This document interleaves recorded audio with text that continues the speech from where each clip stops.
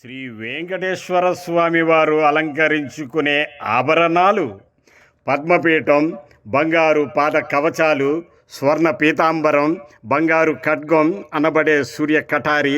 వజ్రాలు తాపిన సూర్య కటారి అనే ఖడ్గం, వైకుంఠ హస్తం, వరద హస్తం, రెండు చేతులకు ఉండే బంగారు కవచాలు, రెండు చేతులకు ఉండే నాగాభరణాలు, వక్షస్థల అమ్మవార్ల ప్రతిమల కంటెలు, బంగారు సహస్రనామ సాలగ్రామ హారాలు, లక్ష్మీ హారం, 4 పేటల బంగారు మొహరీలు, గొలుసు, సహస్రనామ మాలలు, భుజ కీర్తులు, శంఖ చక్రాలకు బంగారు కవచాలు, వజ్రాలు తాపిన శంఖ చక్రాలు,